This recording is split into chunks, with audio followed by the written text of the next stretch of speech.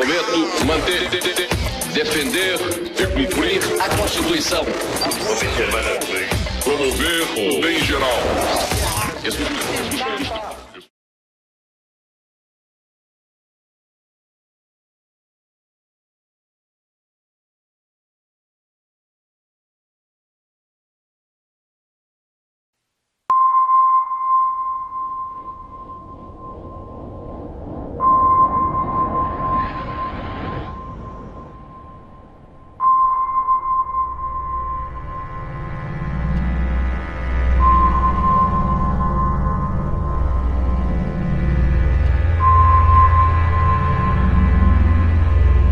O candidato do PSDB, Aécio Neves, aparece numericamente à frente de Dilma Rousseff do PT. O país teve que esperar até as 8 da noite, quando as urnas foram fechadas no Acre, para acompanhar a apuração da eleição presidencial. Enquanto o Brasil inteiro aguardava em clima de suspense os primeiros resultados oficiais da eleição presidencial, pouco mais de 20 pessoas sabiam de tudo no Tribunal Superior Eleitoral. Às 7h32, só o restrito grupo testemunhou o momento decisivo da eleição. A candidata do PT ultrapassou o candidato do PSDB e assumiu a liderança. A informação é: Dilma está reeleita. Os números que temos até o momento: 97,62%, Dilma Rousseff do PT com 51,38%, Aécio Neves do PSDB 48,62%. Esse resultado já dá para Dilma Rousseff a reeleição, segundo números do TSE. Nos últimos 13 anos, o Partido dos Trabalhadores promoveu um inchaço do Estado brasileiro. Nesse período, o PT criou 40 empresas que aumentaram os gastos e ajudaram a provocar a crise fiscal do governo. Desde aquela segunda-feira, em março do ano passado, foram tantas prisões, tantos depoimentos, tantas delações, que você já pode até ter perdido o fio da meada. O mesmo partido governa o Brasil há quase 2 décadas. 70 mil homicídios por ano, os maiores escândalos de corrupção do planeta e os piores lugares nos índices de educação. O Brasil começou a desconfiar. Todos os votos brasileiros são feitos pelo coletor DRE. E o Brasil é o único país do mundo com um sistema 100% eletrônico e sem nenhuma confirmação de voto impresso. Como resposta aos pedidos frequentes por maior transparência no processo eleitoral, em 2009 o TSE passou a permitir testes públicos de segurança. Investigadores pré-aprovados podiam testar de forma limitada as urnas eletrônicas. A primeira edição com acesso ao código-fonte do sistema foi realizada em 2012, quando uma equipe conseguiu quebrar o sigilo do voto e documentar problemas de segurança que tornava inseguro o armazenamento e compartilhamento das chaves criptográficas. E aí, todas as funções agora da LibAPI Login, se uma delas fossem chamadas, imprimiria na tela a palavra fraude. E foi isso que aconteceu. Carregamos o software na urna e imprimimos na tela fraude. Também mudamos a biblioteca de log para, por exemplo, quando imprimia info, quando era para imprimir algo de informação, nós colocávamos XXX, e aí quando ia ver o log dos eventos na urna, via lá que realmente foi adulterado. Imprimir lá XXX. O principal, também mostramos como quebrar o sigilo do voto.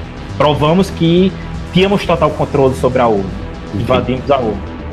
Foi demonstrado que era possível impedir o armazenamento de votos na memória. O evento do teste foi encerrado pelo TSE, antes que a equipe tentasse manipular os votos que seriam armazenados. Quando precisou se defender, o Tribunal Superior Eleitoral tenta alegar que as urnas têm proteção contra invasões externas. Ela é um dispositivo que foi desenvolvido e concebido justamente com essa diretriz de não ter conexão nenhuma com nenhum equipamento de rede.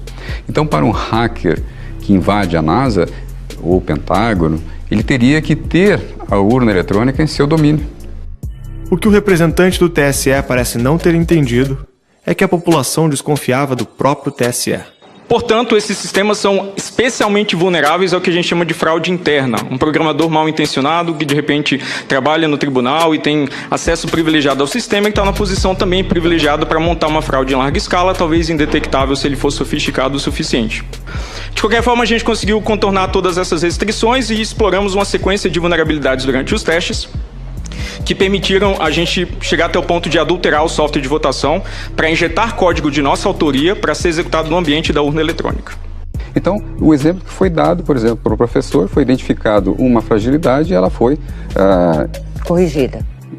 Imediatamente corrigida. Tomara. Quantas outras devem existir nesses 13 milhões? Inclusive, nós convidamos o professor para testar novamente depois que foi corrigido e estamos esperando a sua presença lá para testar. Isso não é verdade, assim. Né? A gente tem uma série de reuniões e isso não é verdade. Então, a gente está esperando que... A crescente desconfiança em relação ao sistema eleitoral fez com que um projeto de lei exigindo o voto impresso entrasse em debate no Congresso. É uma das mais importantes conquistas desse país, é o processo de urna eletrônica. É um exemplo para o mundo. Voltar para o voto impresso, nós podemos estar criando um gravíssimo problema. Primeiro, enterrando a urna eletrônica, matando e enterrando. E segundo, fazendo com que as eleições no Brasil não tenham mais fim. Que a gente consiga derrubar essa tentativa de enterrar o voto impresso, para que nós consigamos, pela primeira vez, ter uma eleição com urnas eletrônicas ao lado de uma urna de papel. Então você vai fazer a sua votação, continuará existindo a urna eletrônica, você vai votar no seu candidato, será impresso o númerozinho ali que você votou, e tendo a sua confirmação, você aperta o verde do confirma, ele cai numa urna de lona. Caso, presidente Manato, exista a suspeita de fraude, pessoas competentes poderão exigir a recontagem dos votos impressos. Então continuaremos tendo a urna eletrônica, mas com a garantia de que possamos fazer uma auditoria nas urnas. Uma lei aprovada pelo Congresso em 2015 estabeleceu a exigência da impressão de votos nas urnas eletrônicas. A lei que obriga o voto impresso foi aprovada por 71% do Congresso ainda em 2015. Foram mais de 2 anos de tempo hábil para a implementação. Mas a presidente Dilma Rousseff vetou esse artigo da lei. Para o Palácio do Planalto, a instalação das impressoras nas urnas eletrônicas vai custar caro. E o projeto não deixa claro de onde vai sair o dinheiro. O veto foi derrubado em dezembro com os votos de 368 deputados e de 56 senadores. Assim, segundo a Lei 13.165 de 2015, no processo de votação eletrônica, a urna imprimirá o registro de cada voto, que será depositado em local lacrado, sem contato manual do eleitor. O tema voltou ao Congresso neste ano. Senadores e deputados aprovaram uma nova lei para obrigar a impressão do voto. Há poucos meses da eleição, a Corte alega que a implementação custaria em torno de 1,8 bilhões de reais para a implementação das impressoras e que faltam recursos diante do alto custo da medida. E agora, senhores telespectadores do Brasil, quase às portas das eleições, faltando apenas 5 meses e já um pouco menos de 5 meses, vem o Tribunal Superior Eleitoral emitir uma resolução em visível e notório descumprimento, em afronta à lei, propondo o voto impresso de forma gradual, aos poucos e bem aos poucos, começando por 5% nas eleições deste ano. Por que estão fazendo isso? A troco de quê? O TSE teve tempo mais do que suficiente para se adequar de 2015 para agora e para o ano que vem. Serão 3 anos. Nossa república está à beira do abismo. Se os senhores não se colocarem em pé e defenderem a sua legitimidade da outorga e aceitarem esse abuso de autoridade, acabou a república, excelência.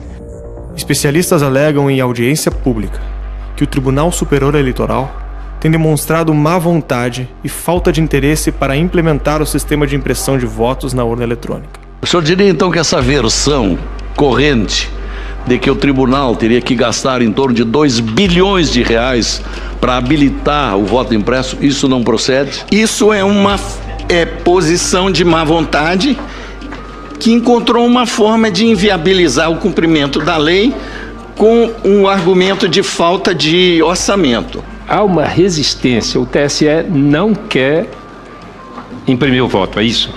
Senador, infelizmente eu acho que é muito pior que isso. Quando o voto impresso foi aprovado, o TSE decidiu promover uma licitação para definir a empresa que atenderia à implementação da impressora.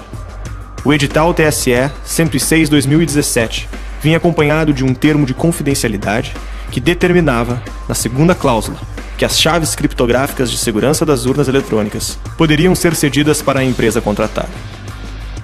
Sendo que não haveria nenhuma necessidade de entregar o código do sistema eleitoral para uma empresa que tem como responsáveis 3 venezuelanos e um português que não tem nenhum compromisso com a legislação brasileira, inclusive de cumprir o tal termo de sigilo sobre o conteúdo do material dos sistemas que eles receberiam a pretexto de desenvolver o voto impresso. Isso, o que está no edital de licitação para implementar o voto impresso esse ano, a meu ver, é um ato de traição à soberania nacional.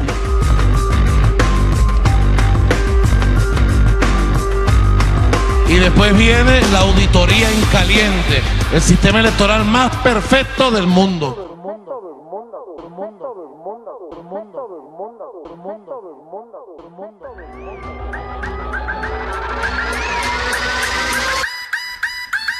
Prometo manter, defender e cumprir a Constituição. Promover o bem geral.